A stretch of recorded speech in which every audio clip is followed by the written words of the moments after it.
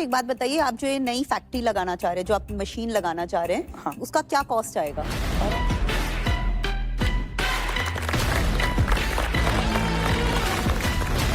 क्या बात है।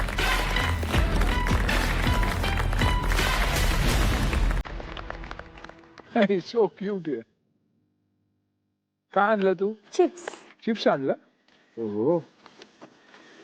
थैंक यू भाई. अरे नहीं. Thank you very much.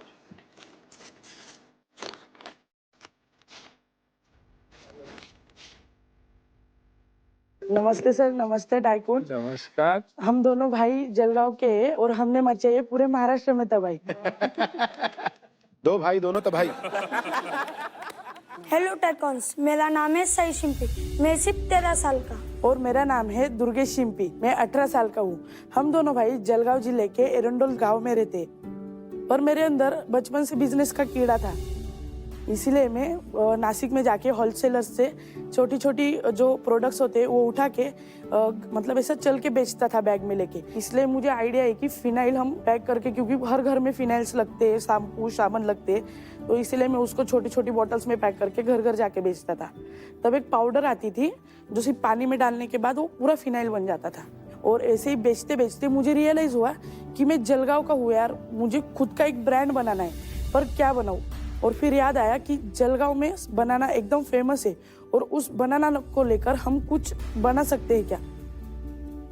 फिर हमने डिसाइड किया कि बनाना चिप्स ब्रांड बनाए. बनाना चिप्स तो बहुत सारे लोग बनाते, बट उसमें सिर्फ 2 फ्लेवर्स बनाते, सॉल्टेड और मसाला. इसी मार्केट रिसर्च करके और इसी गैप को हमने फिलअप करके बनाए MH19 चिप्स वाला से 15 से भी ज़्यादा फ्लेवर्स.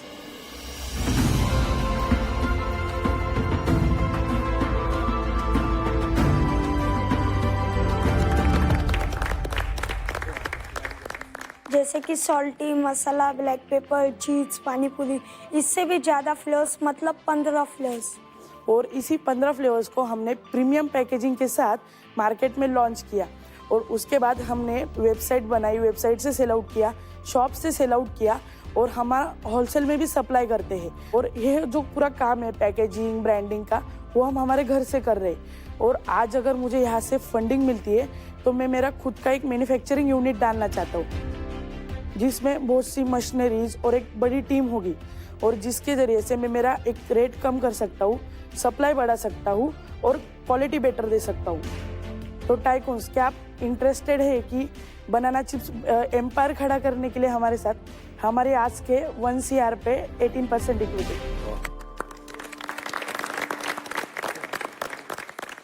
मेरे लिए एक क्वेश्चन है आपके लिए. अपने नंबर्स बताइए, आपने पिछले महीने कितना सेल किया बनाना चिप्स से? पिछले महीने हमने 4,20,000 सेल किया था. अमेजिंग. जिसमें हमारा 2 एग्जीबिशन लगा था, और ज़्यादा करके हमारा B2B चलता है, जिसमें हम लूज क्वांटिटी में भी सप्लाई करते हैं और हमारी पैकेजिंग में भी सप्लाई करते हैं. ये बनाते किधर हो? ये बनाते हम, मतलब अभी जो बनानाज ले रहा हूँ मैं मैन्युफैक्चरर से रॉ में ले रहा हूँ, मतलब उसमें कोई नमक मसाला कुछ नहीं, सिर्फ सिंपल चिप्स ले रहा हूँ, और उसमें मैं खुद मसाला वगैरह मिक्स करता हूँ. आप दोनों का फेवरेट फ्लेवर कौन सा है? हमारा चीज और पानी पूरी. चीज और पानी पूरी तो मिला है मुझे. Wow, yeah, it's crispy also. वो जो बियॉन्ड स्नैक वाले हैं, हाँ. उनके पास भी 6-7 फ्लेवर्स तो उनके पास भी हैं. नहीं, उनके पास 4 फ्लेवर है, ब्लैक पेपर, पेरी पेरी, मसाला और सॉल्टेड. कितना मुश्किल है इतने सारे डिफरेंट फ्लेवर्स बनाना. उसके अंदर क्या R&D जाती है, वो आप R&D कैसे करते हैं और कहाँ करते हैं? फ्लेवर्स जो रहते हैं हम रेडीमेड लेते हैं अभी तो फिलहाल.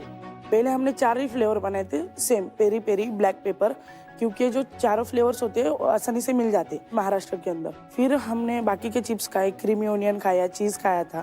तब हमने बोला कि ये मसाला कहाँ से लाते हो, ये हम चिप्स में बना सकते हैं क्या? तो बोले हम इधर इधर से लाते हैं, बट उनका रेट एकदम हाई था.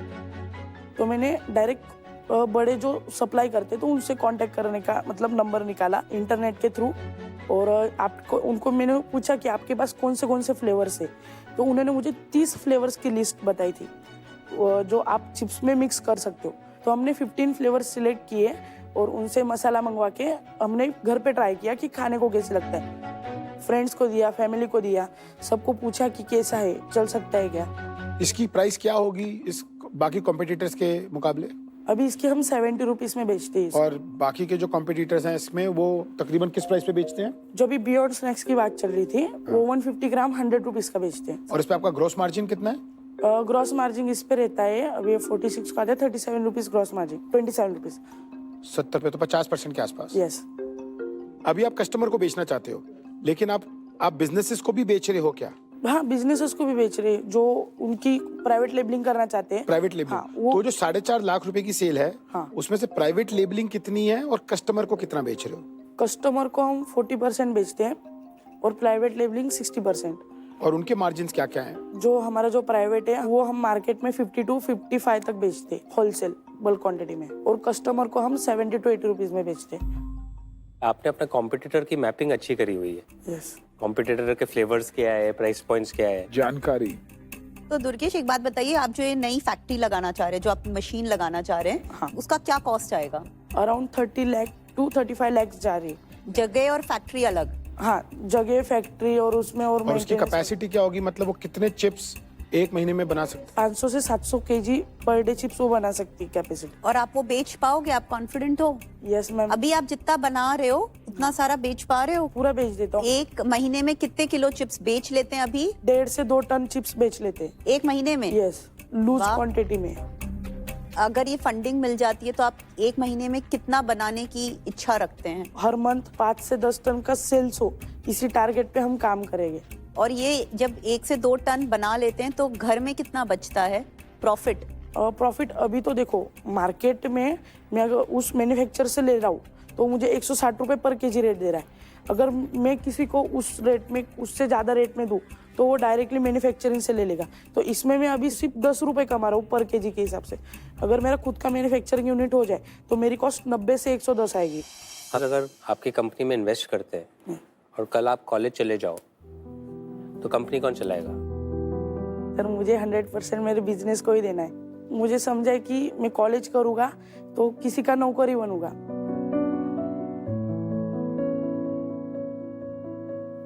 मुझे सैलरी कितनी भी हो बट मैं किसी का नौकरी बनूंगा। दोनों ही चीज करना चाहिए। हाँ, नहीं मैं अभी 12th भी कर रहा हूँ साथ। एजुकेशन भी इम्पोर्टेंट रहता है। यस। अच्छा बेटा, एक बात बता, तू इतने छोटे उम्र में तूने ये कैसे चालू किया? सर मुझे मतलब बचपन से मेरे पापा की भी इच्छा थी कि पापा को भी बिजनेस करना था बट पापा कर नहीं पाए। मेरे पापा की डेथ हो गई।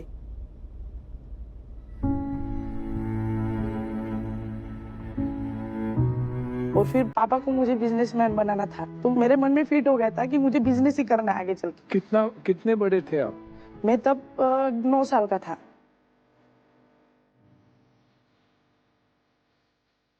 मी त्याची आजी आहे, माझे नातू आहे. वडील नसल्यामुळे घरची परिस्थिती त्याच्याकडनं पावले गेली नाही. म्हणून माझे नातू मी करीन आई बिझनेस कसं करीन आजी, म्हणून शिकायचे नाही म्हणता की आई मला पावत नाही घरातले फजिता म्हणून.